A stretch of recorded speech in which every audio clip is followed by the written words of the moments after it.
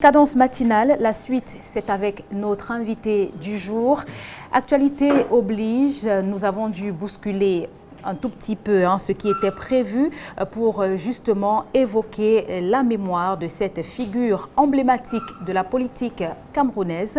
Il faut le dire, le chairman Nidjon Frondi qui dépassait les frontières nationales africaines, qui portait la voix du Cameroun à l'international. Il s'en est donc allé aux premières heures de cette journée du 13 juin 2023. Son décès a été annoncé par le premier vice-président national du SDF, l'honorable Joshua Ossi, par voie de communiqué.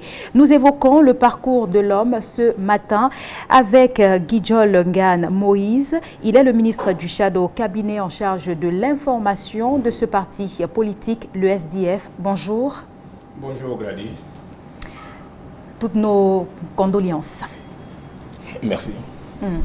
Alors avec vous, ce matin, je le disais, nous allons évoquer le parcours de ce grand homme, Nidjon Frondi. Mais avant de revenir amplement sur son combat politique et autres, quelles ont été ces dernières heures, ces derniers moments? Comment est-ce que vous l'avez vécu au sein du parti? Nidjon Frondi, il décède, vous l'avez dit, à 82 ans. Pour un homme donc de son âge, c'est normal déjà qu'il se préparait déjà à partir, puisque même dans la Bible, pour ceux qui sont chrétiens, ils le savent, vous pouvez vivre 70 ans, mais quand vous avez un bonus de 10 années en plus, et lui il a eu cette grâce divine, nous pensons que c'est cela qui a inspiré le premier vice-président national, l'honorable Joshua Ossi, pour dire dans son communiqué que son excellence Nidjon Frondi aujourd'hui avait rejoint la gloire éternelle.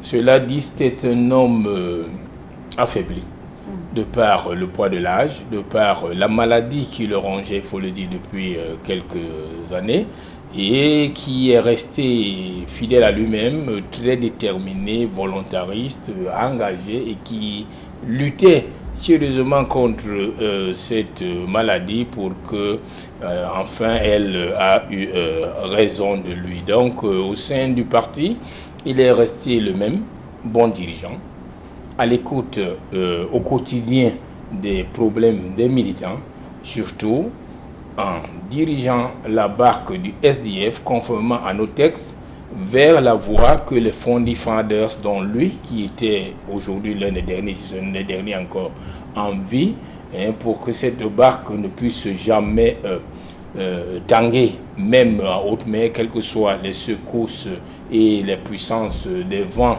Je ne vous apprends rien sur les dernières actualités au sein de notre parti, mais il a su tenir bon et tenir ferme avec le comité exécutif national pour que nous ayons un SDF qui nous lègue aujourd'hui, je dois dire, en état de remobilisation, de revitalisation. Pour vous qui suivez ce qui se passe en ce moment au sein du parti avec le renouvellement de nos organes de base, dans le Cameroun profond, de la même manière avec les événements, les grands événements annoncés pour les prochains jours qui, espérons-le, ne vont pas être totalement affectés avec son départ. Parce que vous avez vu, nous avons tenu un NEC la dernière fois.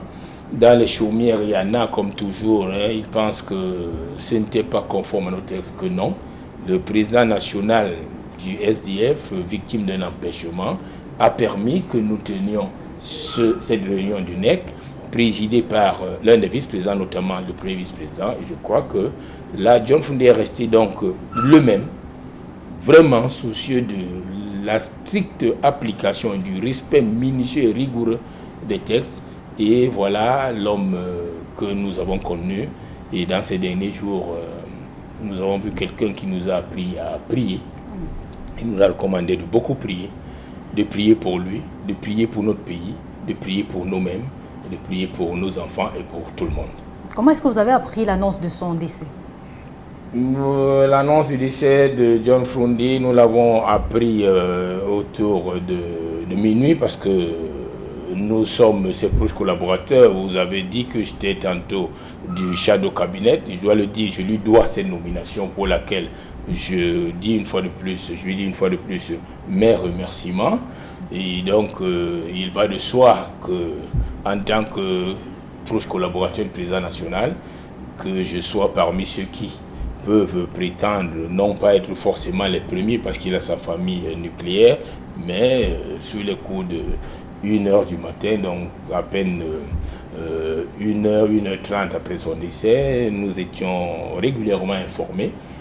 Et il va de soi qu'il fallait que la voie la plus autorisée aujourd'hui prenne sur lui d'informer solennellement et officiellement l'ensemble des militants et donc du monde politique camerounais et même international de ce que le SDF était en deuil et avait perdu son chairman, qui n'est pas seulement, ce deuil n'est pas seulement, pardon, je dois le dire, le deuil du Social Democratic Front.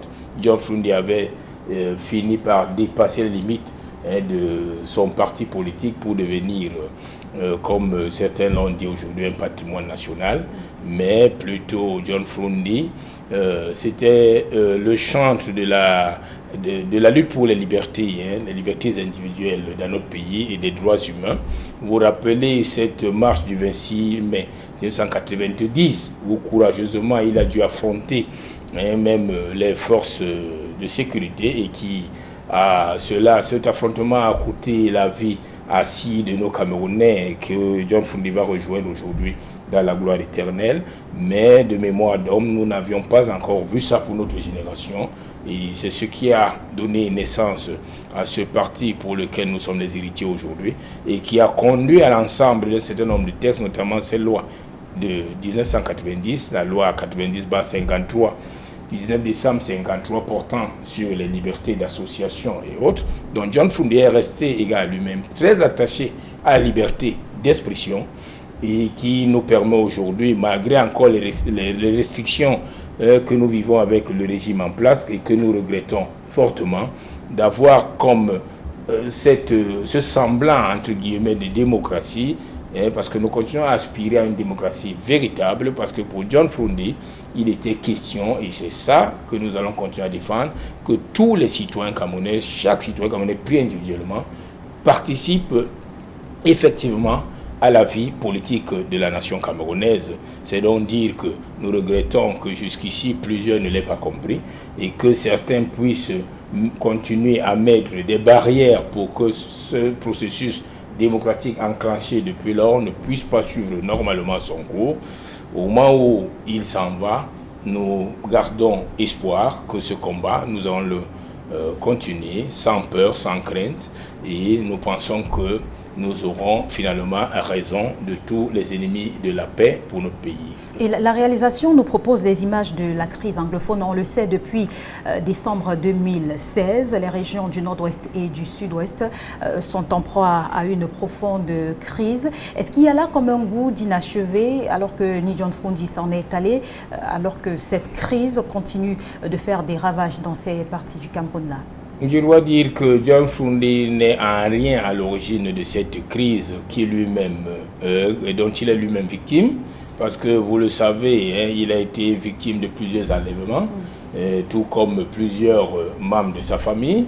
Il a été victime de ce qu'on a incendié son domicile et donc il a perdu beaucoup de choses là-dedans, et que vous savez qu'à ce moment, pour des raisons de sécurité, non pas parce qu'il l'ait voulu, mais parce que le régime en place, le pouvoir de Yaoundé le lui exigé, on l'a contraint à rester hors de son Bamenda natal auquel il tenait tant pour des raisons de sécurité.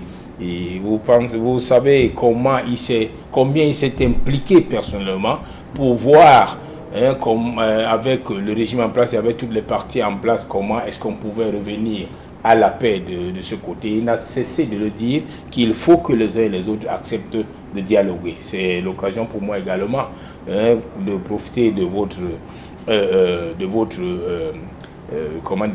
média ici pour me rappeler son rapprochement dans un certain nombre de choses avec Feu, le cardinal Christian Toumé qui l'a précédé dans cette gloire éternelle. Et aujourd'hui, je pense que, non pas que ce soit un goût d'inachevé, mais il a continué à dire qu'il fallait que M. Biya, M. le Président Paul Biya, prenne ses responsabilités avec l'ensemble de son gouvernement pour régler ce problème de la crise anglophone.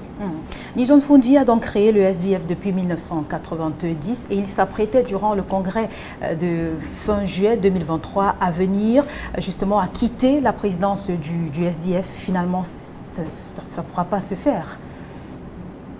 Déjà, le fait qu'il soit décédé montre qu'il a quitté de fait la présidence du SDF. Mais pas comme il aurait voulu le faire. Il l'a dit depuis plusieurs années aujourd'hui qu'il ne se présentait plus à aucune élection, que ce soit au sein du parti ou alors que ce soit au sein même de la nation. Et vous avez vu en 2018, il ne s'est plus présenté comme candidat du Social Democratic Front. Et voilà donc quelqu'un qui a eu le temps de préparer son départ des affaires publiques, notamment des affaires politiques. Cela dit, John Fundi fondait beaucoup d'espoir en la jeunesse. Et il a dit en tant que founding fathers qu'il fallait passer le témoin à une nouvelle génération, à des jeunes qui puissent continuer le combat. Je pense que de ce côté, a-t-il réussi, n'a-t-il pas réussi? La suite des événements nous le fera savoir, mais je peux espérer que déjà le fait d'avoir pris sur lui de respecter à la lettre le calendrier de la tenue d'un certain nombre d'événements, notamment les congrès, et le SDF est le seul, et je vais mettre les gens au défi, le SDF va tenir son 10e congrès dans les prochains jours, les prochaines semaines, les prochains mois. Quel que soit ce qui arrive, le congrès, le 10e, il va se tenir un jour, mais je crois que John Fundi doit se sentir heureux parce qu'il a enclenché cette dynamique et il nous a donné le temps de nous organiser pour ce congrès. Il a eu le temps de mettre en place le comité d'organisation qui, prenant le relais, a mis en place les autres commissions qui travaillent sereinement, qui travaillent d'arrache-pied pour que cet événement, cette grande messe majeure et aux décisions souveraines pour notre parti se tiennent enfin. Nous regrettons qu'il soit parti. Vraiment, nous regrettons qu'il soit parti. Nous aurions voulu lui rendre un hommage digne de l'homme qu'il était, de la personnalité qu'il était. Mais nous sommes obligés, nous avons le devoir et la contrainte de le faire à titre posthume. Nous pensons que nous pouvons le rassurer, que son âme repose en paix et nous allons essayer de lui rendre cet hommage pendant ses obsèques. Merci, M. Guidiol, d'avoir accepté notre invitation ce matin. C'est moi qui vous dis merci et merci à Equinox Télévision, Equinox Radio qui aujourd'hui, contrairement à ce que les mauvaises langues ont cru dire à un moment, prouve que vous êtes un média ouvert et surtout que vous connaissez sur également la légalité et la légitimité, s'agissant notamment de notre parti, le SDF, qui est sur la bonne voie, qui est ouvert à la collaboration saine avec tous les médias qui voudraient que le processus engagé dans notre pays pour les libertés d'expression et surtout pour la démocratie suive son cours avec le concours de toutes les parties prenantes pour le bien de notre pays. Je vous remercie. Mesdames et messieurs, après l'entretien avec notre invité, nous passons maintenant à l'instant partenaire.